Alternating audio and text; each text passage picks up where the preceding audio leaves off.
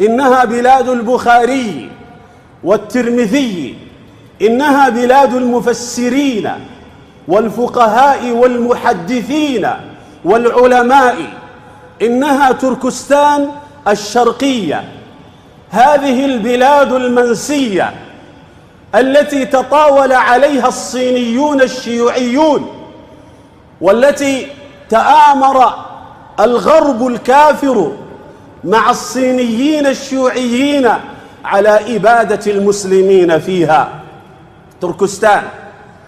تركستان كثير من المسلمين لا يعرف موقعها. تركستان الشرقية هذه مساحتها 1,000,000 ميل مربع، هذه يقطنها أكثر من 13 مليون نسمة.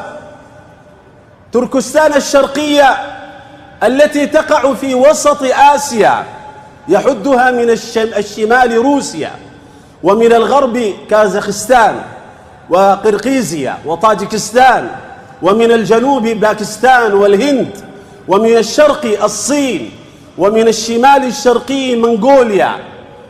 هذه تعج بأهل الإسلام، دخلها الإسلام حين مضت جحافل الإسلام نحو المشرق تعبر وسط آسيا، يقودها القائد الهمام البطل قتيبة بن مسلم رحمه الله تعالى، حتى وصل إلى تلك الأنحاء.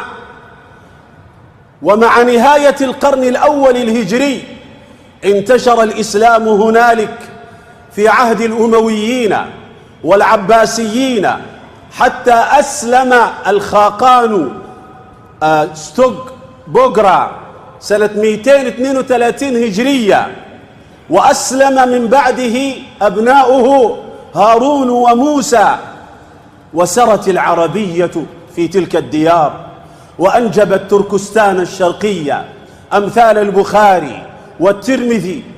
وهكذا مضت العربية ومضى الإسلام أكثر من 1000 عام، إلى أن جاء المنشوريون الصينيون بكفرهم ليعكروا صفو هذه الحضارة التي قامت بكل